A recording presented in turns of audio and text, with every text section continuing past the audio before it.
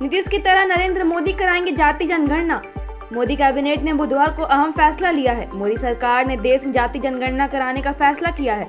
केंद्रीय मंत्री अश्विनी चौबे ने बताया कि जातियों की गणना जनगणना में होगी। केंद्र सरकार के इस बड़े फैसले का बिहार के मुख्यमंत्री नीतीश कुमार ने स्वागत किया है। इसके लिए उन्होंने पीएम मोदी को धन्यवाद दिया। पूर्व बाहुबली विधायक अनंत सिंह को मिली पैरोल। मोकामा के पूर्व बाहुबली विधायक अनंत सिंह को चचेरे भाई की पोती की 30 अप्रैल को शादी है। अनंत सिंह की शादी में शामिल होने के लिए अर्जी की गई थी।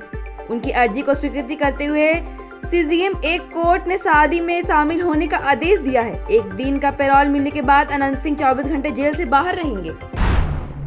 शिक्षा विभाग ने जारी किए 825 करोड़ रुपए, शिक्षकों के खाते में जाएंगी राशि। शिक्षा विभाग के पत्र में कहा गया कि वित्तीय वर्ष 2025-26 में समग्र शिक्षा अभियान के तहत कार्यरत शिक्षकों के वेतन भुगतान के लिए 25 अरब रुपए की स्वीकृति दी गई है। इनमें से 825 करोड़ रुपए रिलीज किए जा रहे हैं। जाति जनगणना पर बोले लालू, जो हम 30 साल पहले सोचते हैं उसे बाकी दशकों बाद अपनाते हैं। राजद प्रमुख लालू प्रसाद यादव ने एक्स पर लिखा कि उनकी अध्यक्षता में 1996-97 में केंद्र सरकार ने 2001 में जाति की जनगणना का निर्णय लिया था, लेकिन वाजपेयी सरकार ने उसे लागू नहीं किया। 2011 में भी उन्होंने संसद में जातिगत जनगणना की मांग उठाई और आंदोलन के बाद मनमोहन सिंह सरकार सामाजिक आर्थिक सर्वेक्षण का आश्वासन लिया। देश में पहले जातिगत सर्वे उनकी 17 महीने की बिहार सरकार ने नहीं कराया। उन्होंने कहा, समाजवादी जो आज से 30 साल पहले सोचते थे, बाकी लोग उसे अब अपनाते हैं। बोधगया में महाबोधि अतिथि गृह का सीएम नीतीश ने किया उद्घाटन। बिहार के मुख्यमंत्री नीतीश कुमार इन दिनों एक के बाद एक विकास योजनाओं का शिलान्यास और उद्घाटन कर रहे हैं। इसी क्रम में 30 अप्रैल दिन बुधवार को बोधगया में 136 करोड़ रुपए की लागत से बने राज्य अतिथि गृह का उद्घाटन किया गया।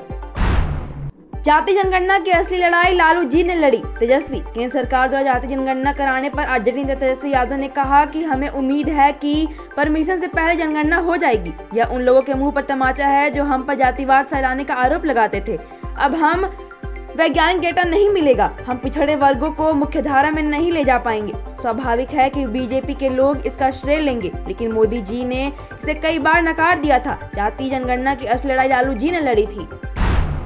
के पाठक को मोदी सरकार ने दी बड़ी जिम्मेदारी। अपने कड़े तेवर के लिए मशहूर आईएएस अधिकारी के पाठक का कद और बढ़ गया है। भारतीय प्रशासनिक सेवा के वरिष्ठ अधिकारी केशव कुमार पाठक को केंद्र सरकार में बड़ी जिम्मेदारी दी गई है। बिहार में बहुचर्चित और सख्त अफसर रहे के पाठक अब केंद्रीय मंत्रिमंडल सचिवालय में विशेष सचिव बनाया गया। अब केंद्र सरकार ने उनके पद को बढ़ाकर विशेष सचिव बना दिया है। हाजीपुर कोर्ट में पेश हुए बाहुबली मुन्ना शुक्ला। ब्रिज बिहारी हत्याकांड में जेल में बंद बाहुबली नेता मुन्ना शुक्ला बुधवार हाजीपुर कोर्ट में पेश हुए। एक पुराने मामले में उनकी अदालत में पेशी थी। अदालत परिसर में जुटे उनके समर्थकों ने बाहुबली के साथ फोटो और सेल्फी भी ली। कास्ट सेंसस के मोदी सरकार के फैसले का जेएमएम ने किया स्वागत। केंद्र की नरेंद्र मोदी सरकार ने जाति जनगणना को हरी झंडी दे दी है।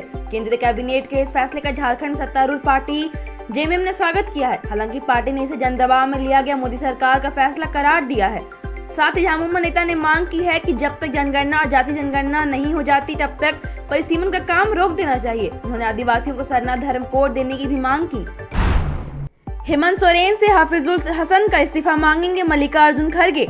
झारखंड में कांग्रेस की ओर से आयोजित संविधान बचाओ रैली में शामिल होने के लिए राष्ट्रीय कांग्रेस अध्यक्ष मल्लिकार्जुन खड़गे रांची आ रहे हैं। इससे पहले प्रदेश भाजपा अध्यक्ष सह झारखंड के नेता प्रतिपक्ष बाबूलाल मरांडी ने खड़गे पर हमला बोल दिया है। उन्होंने पूछा है, आप संविधान बचाने के लिए झारखंड आ रहे हैं, क्या आप यहां आते ही हाफिजुल हसन के इस्तीफे की मांग झारखंड के मुख्यमंत्री हेमंत सोरेन से करेंगे?